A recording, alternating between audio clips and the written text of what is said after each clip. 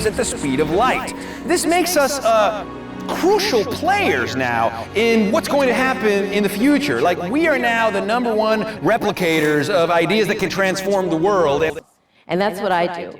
I use existing laws, often unused laws, and I work those to the benefits of my clients. We all need to create a global culture of human rights and be investors in a global human rights economy. And by working in this mindset, we can significantly improve justice globally. Often said that I wished people could realize all their dreams and wealth and fame, and so that they could see that it's not where you're going to find your sense of completion. I can tell you from experience, the effect you have on others is the most valuable currency there is. Because everything you gain in life will rot and fall apart, and all that will be left of you is what was in your heart.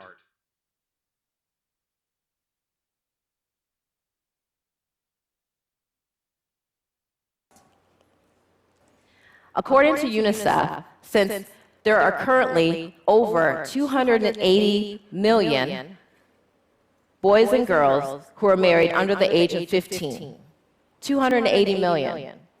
Child marriages prolong the vicious cycle of poverty, poor health, lack of education. Bones, right? Curiosity defines us. We are the frontal lobes of the universe. But it's also said that in life, happiness comes not from finding the answers, but in seeking better questions, right? And so in the age of the internet, where any query, where any piece of data, knowledge, or insight is a Google search away, you come to wonder, are we living in a world where wonder is expressed more intensely because any time I wonder about something, I can look up the answer? Or is the immediacy with which the answer is available actually dulling us into a state where we rarely experience the rapture of discovery, the rapture of the search?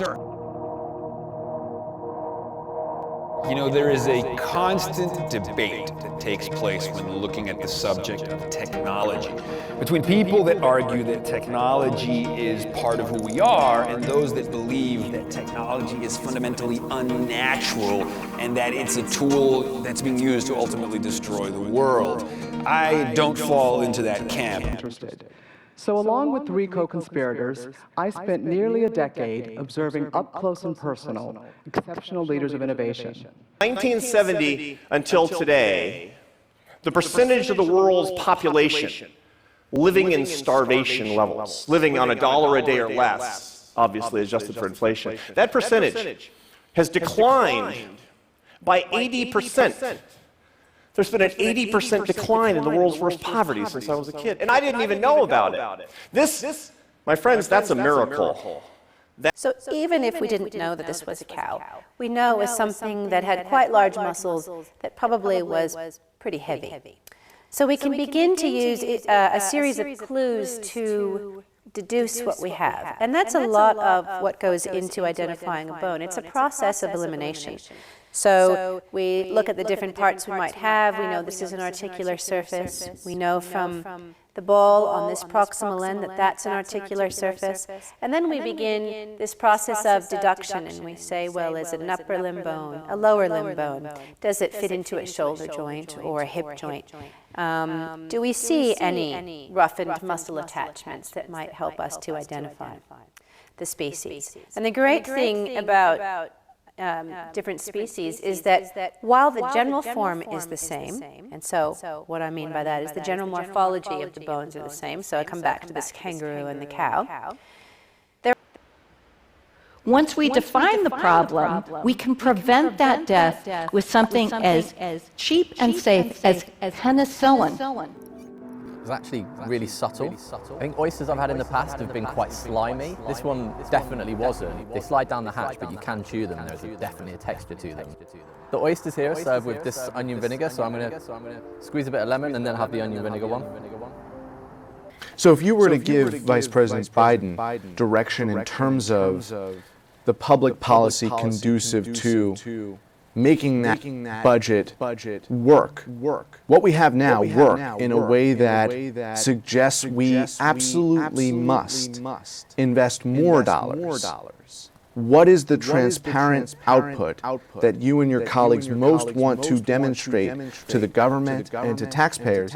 Look, here is what we can accomplish. Look at what we've done already. No more advertising. You know that colors are not just randomly chosen. There's a good reason why many personal care products come in white packaging, and that's because white symbolizes purity and cleanliness. If we wanted to note that something is natural, we might use the colors green or brown. Things that are mysterious or wicked might be painted black, while sensuality will almost always come in red. If Parents text and do email at breakfast and at dinner, well, their children complain about not having their parents' full attention, but then these same children deny each other their full attention.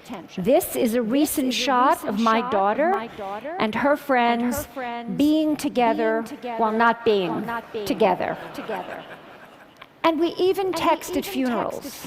I study this. We remove ourselves from our grief or from our reverie, and we go into our phones. Chinese stock market bubble is another potential problem. For a while, Chinese stock prices were rising rapidly, but then they fell rapidly too. Too many people were encouraged to buy stocks on margin.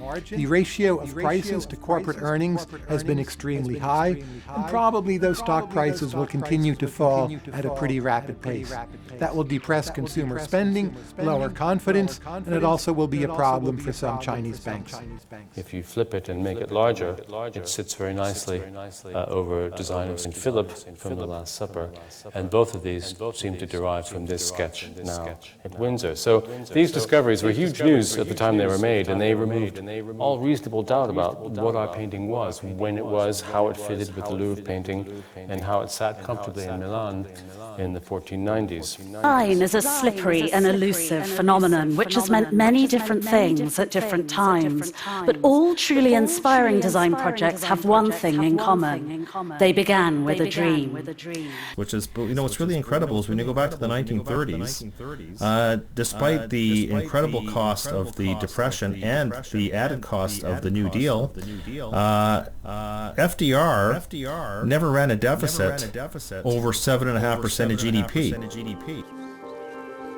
There is movement which is too slow for our eyes to detect. And time-lapse makes us discover and broaden our perspective of life. And this is where the guts comes in.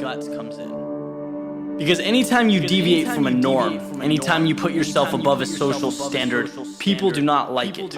It becomes personal, which results in criticism, the cynical outlook, or the haters, as we commonly refer to it today. And that's not easy. It's never easy walking one way when the larger group is walking another. That's not rocket science. But it's also why so few people can do it. There is also very exciting visual material for artists to work with. One particularly fruitful artistic device was the curtain.